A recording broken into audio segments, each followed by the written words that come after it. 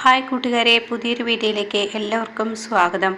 അങ്ങനെ ഇനി ചീരുവിൻ്റെ മുന്നിൽ വെച്ച് ലതികയോട് പറയാണ് അമ്പിളി ചായ കുടിക്കാൻ പോയിക്കോ എന്നിട്ടോ. അങ്ങനെ ലതിക ചായ കുടിക്കാൻ പോവുകയാണ്. എന്നാൽ ഈ സമയം ചീരുവിനോട് അമ്പിളി ചോദിക്കുകയാണ്, മോളെ നീ മക്കളെ അങ്ങോട്ടേക്ക് പറഞ്ഞു വിടാനുള്ള ആ മനസ്സ് നിനക്ക് എങ്ങനെ വന്നു, നീ എങ്ങനെ എടുത്തു എന്ന് ചോദിക്കുകയാണ് കേട്ടോ. ആ സമയം ചീരു പറയാണ്, ചേച്ചി എന്തായാലും അവർ പോട്ടെ, അമ്പിളി ചേച്ചിക്കും എടി എന്നാലും നീ എങ്ങനെ എന്നൊക്കെ ചോദിക്കുമ്പോൾ 2 ദിവസം അവിടെയും പോയി നിൽക്കട്ടെ, നൂലുകെട്ട് ചടങ്ങ് വരുന്നുണ്ടല്ലോ, അപ്പോൾ എൻ്റെ കുട്ടികളെ ഇങ്ങോട്ടേക്ക് കൊണ്ടുവരുമെന്ന് പറയാനേട്ടോ. ഇതേ സമയം ലതിക അവിടെ എത്തുകയാണ്. അപ്പോൾ മാഷ് പറയണേ, മാഷിനോട് വിനയം പറയണേ, നൂലുകെട്ട് ചടങ്ങിനെ കുറിച്ച് പറയാൻ വേണ്ടിയാണ് ഞാൻ ഇങ്ങോട്ടേക്ക് വന്നത്.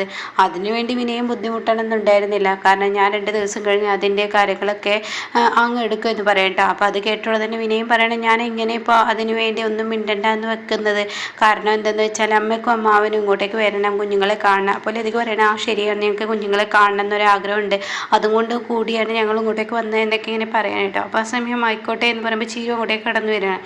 അങ്ങനെ മാഷെ ഞങ്ങൾ എന്തായാലും മക്കളെ കൊണ്ടുപോകണം, നൂലുകെട്ട് ചടങ്ങിന് തിരികെ കൊണ്ടുവരിക എന്നൊക്കെ ഇങ്ങനെ പറയുമ്പോൾ ഉടനെ തന്നെ മാഷ് ചിരുവിനോട് ചോദിക്കാം, മോളെ നീ മക്കളെ അങ്ങോട്ടേക്ക് പറഞ്ഞയക്കണമെന്ന് ചോദിക്കണം കേട്ടോ. അത് കേട്ടോടെ തന്നെ ആ അച്ഛാ ഞാൻ അവരെ അങ്ങോട്ടേക്ക് പറഞ്ഞയക്കണേ, 2 ദിവസം അവരെ അവിടെ നിൽക്കട്ടെ.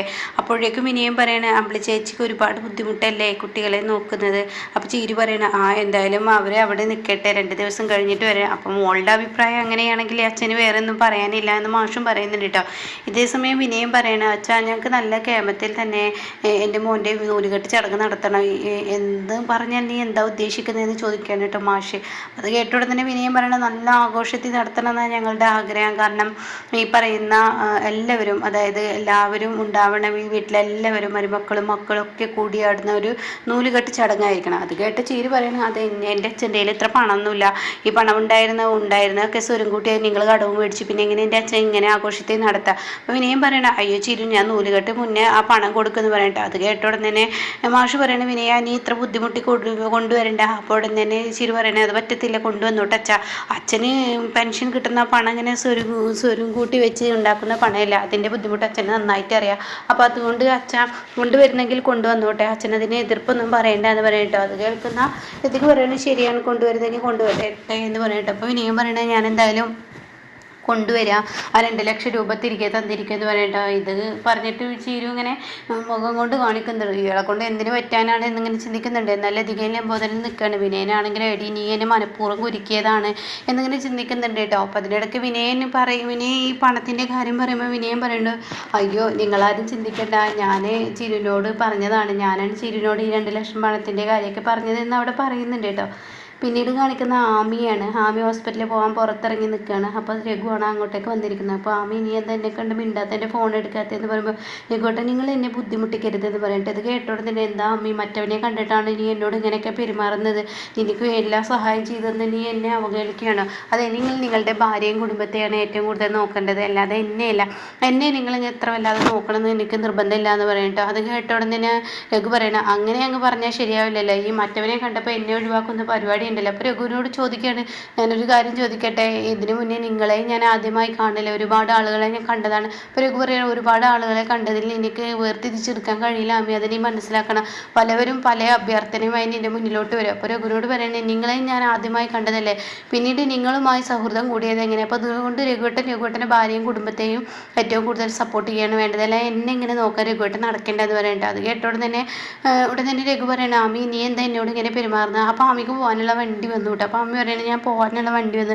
ഞാൻ എന്തായാലും പോകാൻ നോക്കട്ടെ എന്ന് പറയട്ടെ. ഇത് കാണുന്ന രഘു പറയണം, ആഹാ നീ എന്നെ ഒഴിവാക്കി പോവാണോ, എൻ്റെ വണ്ടിയിൽ കയറാൻ പറഞ്ഞിട്ട് നീ കയറിയില്ല, അപ്പോൾ നീ മറ്റവനെ കാണാനാണല്ലേ, ആരാണ് നിന്നെ കൊണ്ടുപോകാൻ വന്നത്, ഞാൻ നോക്കട്ടെ എന്ന് പറയട്ടെ. ഇത് കേട്ട ഉടനെ അമ്മ പറയണേ, വെറുതെ അത് നോക്കാൻ നിൽക്കേണ്ട രഘുവേട്ടൻ്റെ വഴിക്ക് വിടുക എന്നൊക്കെ പറയുമ്പോഴും രഘു അതിനൊരു സമ്മതം പോലില്ല കേട്ടോ.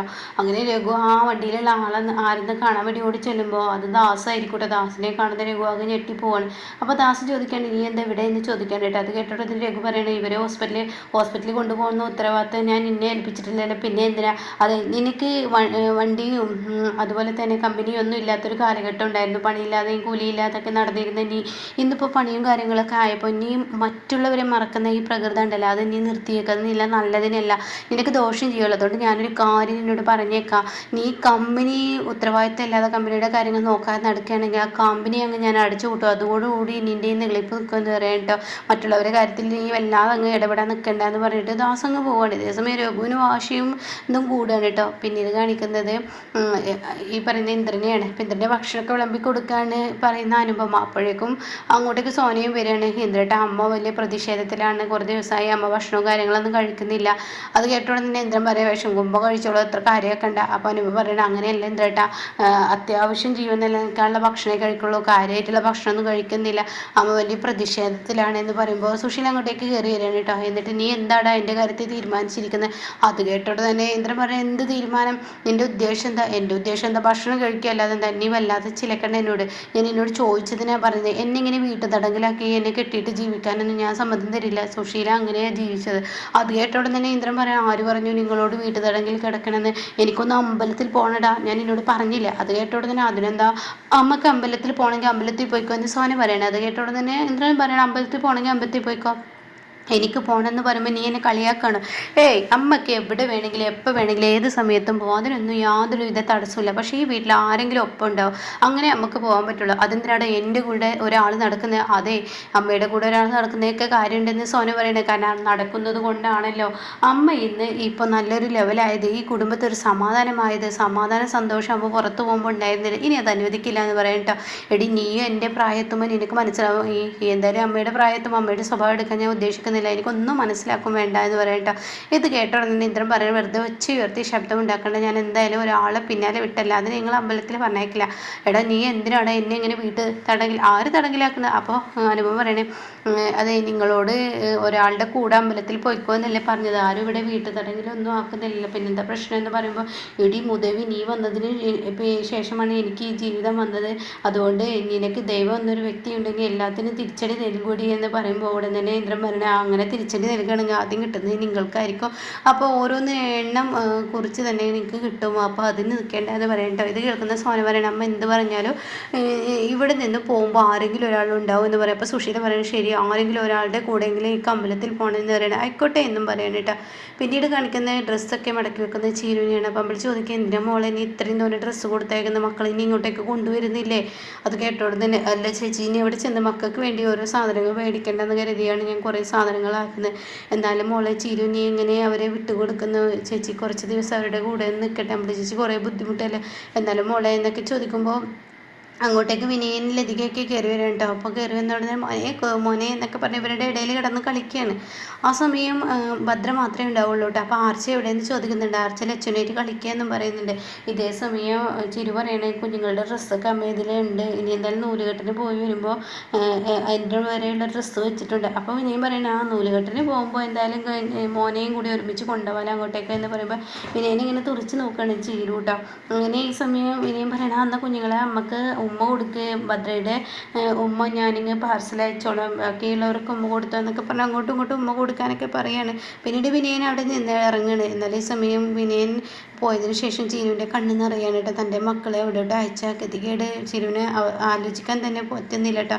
അങ്ങനെ ഒരു അവസ്ഥയിലാണ് ചീരു. എന്നാൽ ഈ സമയം ഇപ്പുറത്താണെങ്കിലോ വിനയൻ വീട്ടിലെത്താണ്. വീട്ടിലെത്തിന് നെടുവീർപ്പിടുകയാണ്. അപ്പോഴേക്കും ലതിക, നീ എങ്ങനെയാടാ 2 ലക്ഷം രൂപ കൊടുക്കുന്നത്, എന്താണ് നിൻ്റെ തീരുമാനം എന്ന് പറയുമ്പോൾ, അതെ, എൻ്റെ ഭാര്യ എന്നെ വിശ്വാസമുള്ളതല്ലേ കുഞ്ഞുങ്ങളെ ഇങ്ങോട്ടേക്ക് അയച്ചത്, നിന്നെ ഇപ്പോൾ വിശ്വാസം ഉണ്ടോ ഇല്ലേ എന്നുള്ളത് കുഞ്ഞുങ്ങളെ നോക്കുന്നതിനനുസരിച്ചായിരിക്കും എന്ന് ലംബോദരൻ പറയണത്, അതുകൊണ്ട് നീ അവളുടെ വിശ്വാസം നേടിയെടുക്കാൻ നോക്ക്. അത് കേട്ട വിനയം പറയണേ, ഞാൻ എൻ്റെ മോനെ ഇങ്ങോട്ടേക്ക് എത്തിക്കുക, എന്ത് വിശ്വാസം നേടിയെടുക്കാനും ഞാൻ തയ്യാറാണ്. അപ്പോൾ ലതിക പറയണേ, എടാ നിൻ്റെ തെറ്റ് തന്നെയാടാ, നിൻ്റെ പ്രശ്നം തന്നെയാടാ, ഇങ്ങനെ തന്നെയാടാ നിനക്ക് ഓരോ പ്രശ്നങ്ങളും ഉണ്ടാവുന്നത്, നീ എന്താടാ ഇങ്ങനെ ആയി പോകുന്നത്, നീ നിൻ്റെ മക്കളെ സ്നേഹിക്കുക, അവൾക്ക് വേണ്ടിയല്ലേ നിൻ്റെ മോനെ കൊണ്ടുവരാൻ, നിൻ്റെ മക്കളെ സ്നേഹിച്ചാൽ ഓട്ടോമാറ്റിക്കലി നിനക്ക് ജീവിതം എല്ലാം കിട്ടൂടാ, അത് നീ മനസ്സിലാക്കി, ഞാൻ എന്ത് ത്യാഗം ചെയ്യാനും തയ്യാറാണ്. അത് കേൾക്കുന്ന ലംബോദരൻ ദേഷ്യം പിടിച്ച്, ഇവനെ പോലെയുള്ളവനോട് സംസാരിച്ചിട്ട് കാര്യമില്ല, നമുക്ക് നമ്മുടെ പണി നോക്കി പോകാമെന്ന് പറഞ്ഞിട്ട് അവരങ്ങ് പോകാൻ കേട്ടോ. അപ്പോൾ ഈ സമയം വിനയം പറയണേ, ഞാനെങ്ങനെ അങ്ങനെ അങ്ങ് എൻ്റെ മക്കളെ ആർക്കും വിട്ടു കൊടുക്കില്ല. ഞാൻ അവരെ നോക്കും. എന്തായാലും നീ 2 ലക്ഷം കൊടുക്കാനുള്ള ആദ്യം കൊടുക്കുക, അതാദ്യം ചെയ്യുമെന്ന് പറയട്ടെ. അതും ഞാൻ സംഘടിപ്പിക്കുക. എങ്ങനെ സംഘടിപ്പിക്കാനാടാ എന്ന് ലംബോദരൻ ചോദിക്കുമ്പോൾ ഞാൻ 2 ദിവസത്തിന് മാഷിൻ്റെ പണം തിരികെ കൊടുക്കും, നിങ്ങൾ കണ്ടോ എന്ന് പറയുന്നുണ്ട്. അതിനുള്ള വഴിയാണ് ഞാൻ നാളെ മുതൽ നോക്കുന്നതെന്ന് പറയുന്നുണ്ട് കേട്ടോ. അങ്ങനെ ലംബോദരൻ കണ്ടറിയാന്ന് പറഞ്ഞ് പോകുമ്പോൾ വിനയനെ അതിനുള്ള വഴി എന്തായിരിക്കും എന്നിങ്ങനെ ചിന്തിക്കുന്നുണ്ട്. അപ്പോൾ ഇങ്ങനെയൊക്കെയുള്ള ഒരു സീനാണ് ഇപ്പോൾ ലാസ്റ്റ് വന്നിരിക്കുന്നത് കേട്ടോ.